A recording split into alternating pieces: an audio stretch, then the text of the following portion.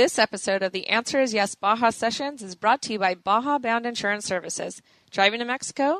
You can buy and print out your Mexican auto insurance policy online in minutes with their easy-to-use website. They also have great travel information to help you plan your trip south of the border. Visit bajabound.com. Hi, this is Ryan Thomas. Welcome to the Baja Sessions, where we chat with interesting people with interesting stories about all things related to the majestic peninsula of Baja California.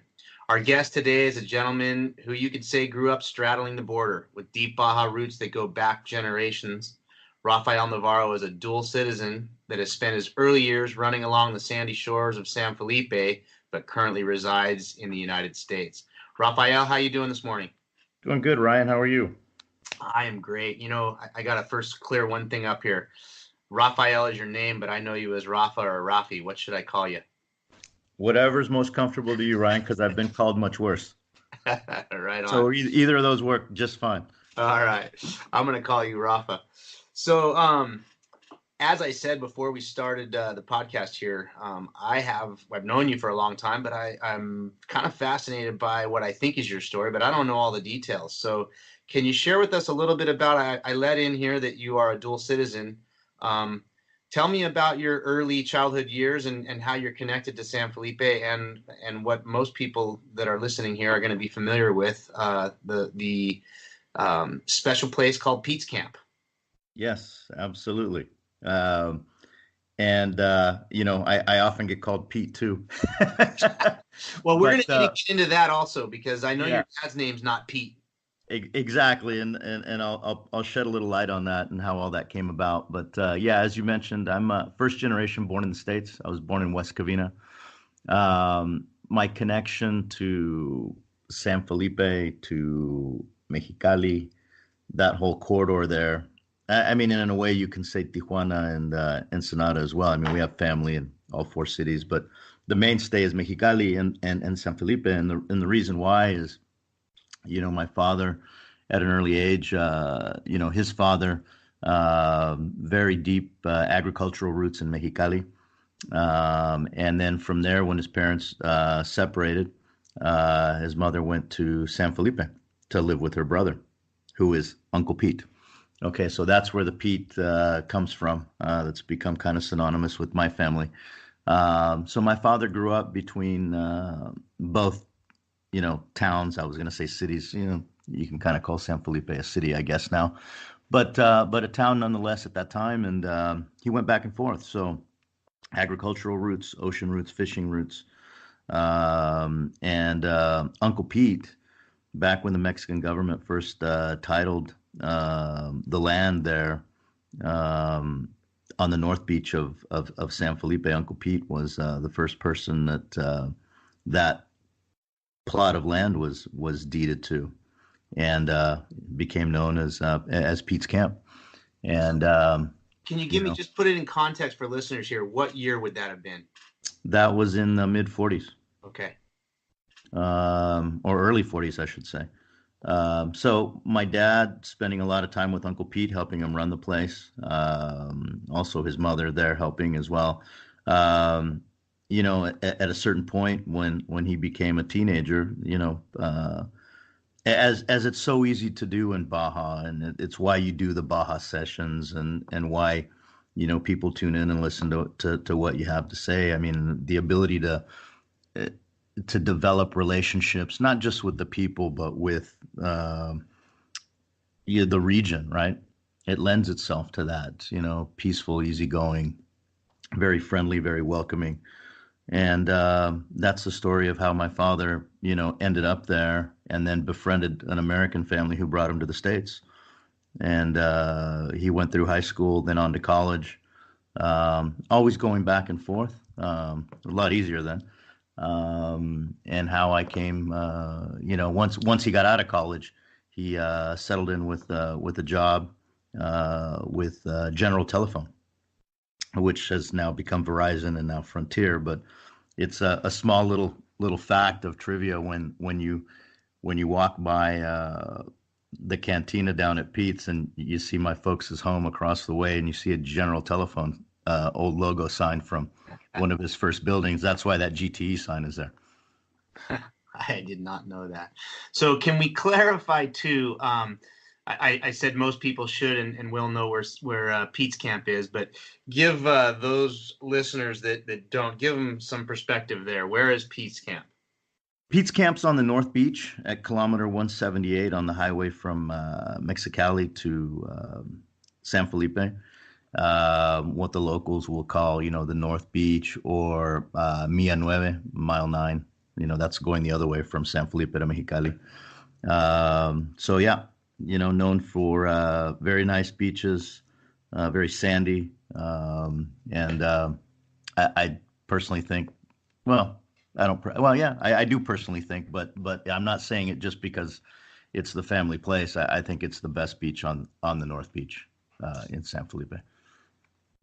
So, yeah, I don't think I would argue with you at all.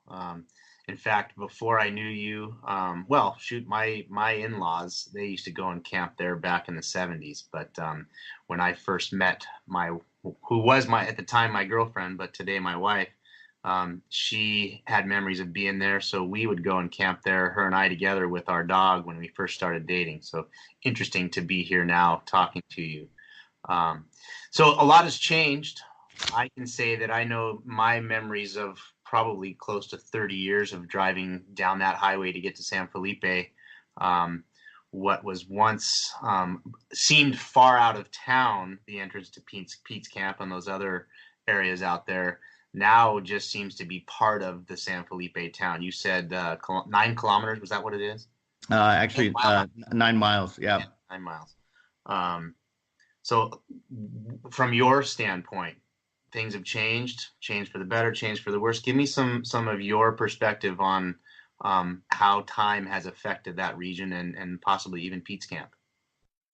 Well, I mean, I think, time doesn't, you can't stop development, right? Speculation and just people, building, wanting to do more, the allure of the area and wanting to have, these resorts and all that sort of stuff. I mean, it depends on what perspective you take. I always look at the positive side of things. And, I remember, as a youngster, as far back as I can remember, it was pretty rustic. And I mean, there wasn't power there. We didn't have power. We didn't have running water. Everything was off of water tanks. You had to have a generator if you wanted any sort of electricity. So a lot of candlelight. There's something to be said for that, right? Yeah. The great outdoors and au naturel and that sort of thing. And with modernization, obviously comes conveniences, and then that leads to a whole level of things that we can debate and discuss all day long, that it changes the overall feeling of the place and why people go there. But I got to tell you, the more and more snowbirds you get, there's people that are staying year round. I can look back on the business of Pete's Camp, and it was a seasonal business, very much so. And to something now that's, it's sustainable year round. Why? Because of modern convenience, air conditioning, electricity, all that sort of thing. And, my dad's invested quite a bit.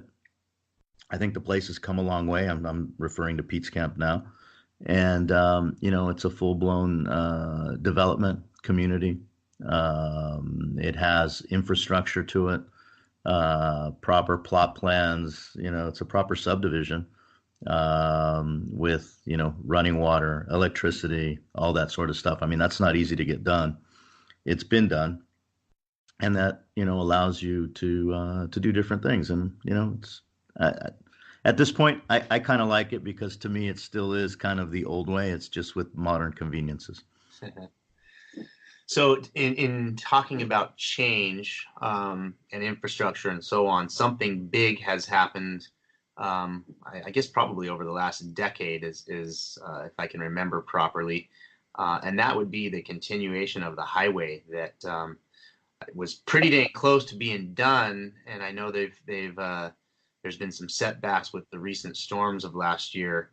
And I would venture to guess that there's probably people that are going to be listening to this podcast that have done a little bit of traveling in Baja and or are interested and have never gone. I speculate that that highway being completed all the way to Highway 1, I see that as a massive agent of change for that region. And I don't think a lot of people have caught on to that yet. Even seasoned Baja travelers that are still using the 1 to go south. What are your thoughts on that? I see it like you. To open up that corridor. I mean, we see it now. I mean, there's a lot of people coming through, a lot of people speculating the impact I think that you will have in the Mexicali Valley once you open that channel. It's a long way around to go the other way, right? For the big trucks and all that sort of stuff. The problem has been obviously the reliability. They had, very good progress some years back. The storms came through and, tore it up. The bridges went down, et cetera. But if you look at opening that up, the pipeline in terms of commerce and such, even for this, I would say for the people that are in the boating scene, right? To be able to move larger size boats up and down the highway through there. I mean, there's some beautiful properties, some beautiful seascapes. Be incredible, right? And as you open up the roads, then obviously then comes the infrastructure that comes behind. So I know there's been a lot of development work, a lot of resort development work that's been taking place and people getting ready to go. So it will be a game changer. And then again, you start thinking, well, shoot, how far do you want to go? Because then that's really going to impact those pristine areas out there, because there's a lot of untapped, just undisturbed, unmolested, natural beauty that obviously it's going to take a hit once you open it up. So it's a bit of a catch-22. It seems like every one of these interviews, I either bring it up or the person I'm interviewing brings it up. And it's that famous quote that's been attributed to Mama Espinosa. And I think you could probably say it after I mention that. Can you? Maybe not. Maybe not. Regarding the roads, she is famously quoted for talking about the extension of Highway 1 beyond El Rosario. And the quote is that bad roads bring good people and good roads bring bad people. That's a damn good one. I'm shocked. I can't believe you've never heard that. No, I'm shocked. Oh my God. That's fantastic. That's true.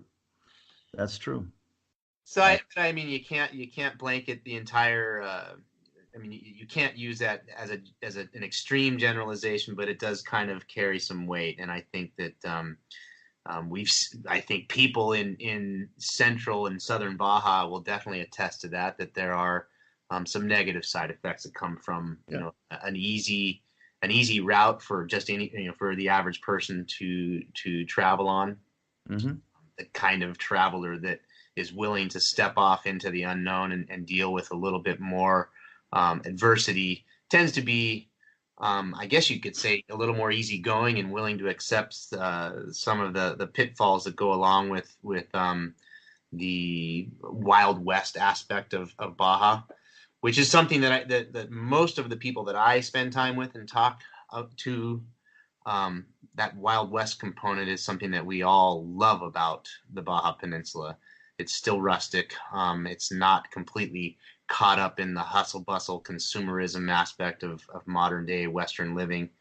But I think, as you said, there's no stopping the progression of development. And man, what a beautiful place to build resorts. And for people that don't get to, it's funny, we become jaded to the beauty and don't realize there's so many people that live in the United States that, just to go and experience it for a week is life-changing for them. So sharing is caring. Yeah, absolutely. And I think, I think to go back to a point you just made, I think when you approach Baja, okay, with respect, cautious, you're ready for the wild, wild west aspect, as you say. You approach it a little more respectfully, cautiously, and you're ready for that road to be washed out, or, oh man, I got a flat tire and I'm in the middle of nowhere, right? Yeah. When you've got that good road, what does that bring? That brings more speed. That brings people kind of being less sensitized to the danger that can be around that next curve that's decreasing radius, and next thing you know, they're off the side of the road, right? Off